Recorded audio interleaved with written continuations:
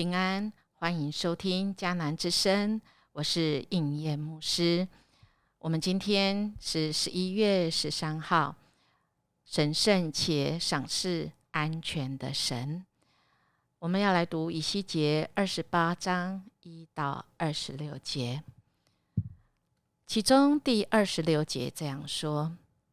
他们要在那里安居乐业，建造房屋，开垦葡萄园。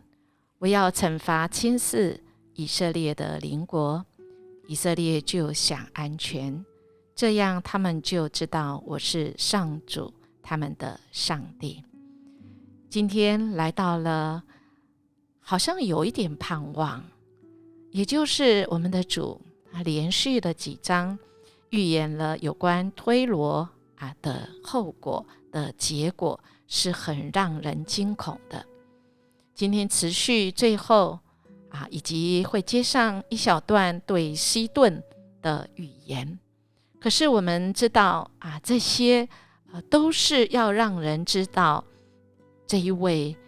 主耶和华，他才是万王之王，万主之主。他不是为了要惩罚，而是为了要让人回转归向他，因为他有一个拯救的计划。所以今天的这个章节也是要以色列人以及众人被造物要来知道到底谁才是真的神。我们看到这经文到1到19节，我们看到神继续来预言推罗王必定会死在外邦人的手中，也就是推罗王他觉得自己是神，很有荣耀又有钱财，但是神说要使用外邦来对付他，刀剑和强暴要临到他，他用智慧所得来的一切美物和荣光都要被迫害。外邦人必要使他下坑，他要死在海中，被杀的恶人下场是一样的。用推罗王来比喻撒旦，这两个有相同之处。我们来想一下，就是他们都自以为神，觉得我可以决定一切，我要取代神。推罗王的命运怎样呢？其实撒旦的命运也是这样因为这些都是被造物，都是人，不是神。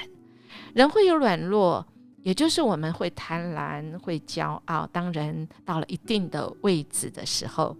真的就像换了脑袋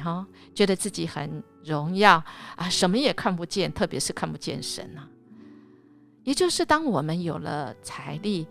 有了权力，真的要很小心可千万不要像推罗王接下来11节到19节哀叹推罗王永不存留一样。亲爱大家，我们看撒旦好像这个他应该是我们很好认他好像是这么可怕要害人的。其实我们想一想，如果我们跟刚才讲的一样，想要自己做主做王，想要这个自以为是，其实这样的人其实就是撒旦是吗？要抢夺神的荣耀或许这当中撒旦他会一时掌管这个世界，他或许他有聪明才智，也有权势财富，自以为是神，可是最后的结局呢，其实就是被杀。也就是本来神的赐福满满，而我们如果堕落了，成为那像堕落的天使一样，神本来托付给我们可以在这世上有所影响力，但我们却是在那高位跟荣耀上面跌落，自以为是。哇，那我们真的就是像撒旦的堕落一样。16节到19节真的是描述的真的淋漓尽致，也是我们要非常小心的撒旦以为自己是神，来到地上攻击神的儿女，甚至亵渎神的殿，但是神要用火来消灭他，使他变为这个灰烬一样在19节说，各国民中凡认识你的，都必为你惊奇，你令人惊恐，不再存留于世，直到永远。所以在这里给我们一个很大的很重要的提醒，亲爱的大家，我们真的不要看表面，不要看这个有钱有势这个时候居高位的是谁，因为这样的人真的很常只要跨过那界限他想要用他所拥有的不按照神的心意来做，其实跟魔鬼一样虽然表面很丰盛但是他本质是骄傲，想要当神的，终必会归于无有，就像撒旦一样。今天推罗王是一个例子，我们引以为戒好吗？愿我们真的是谦卑下来，将荣耀归给主，使我们真的以基督的心为心，使我们能够分配神给我们的一切。即便我们现在好像拥有的不多，但是神应许我们信靠神的必然复兴。在25跟26节当中说到，纵然以色列被分散在万国中，现在你是受惩罚的，但神说，我将分散在万民中的以色列家招聚回来。是神的心意，就是要让人知道他是神，是我们的神。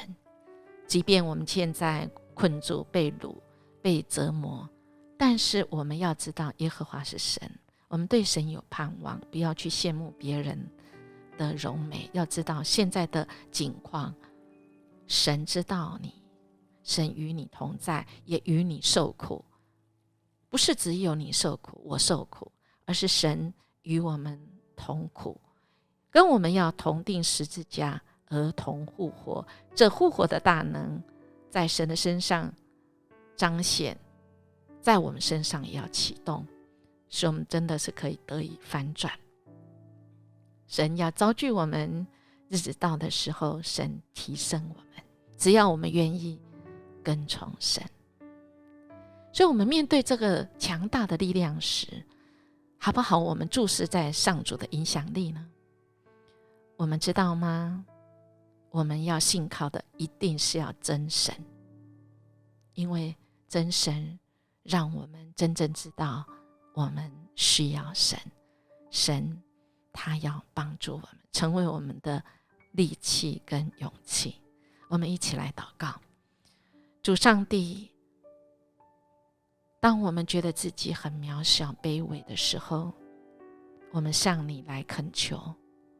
恳求你来帮助我们，让我们不陷在那软弱中。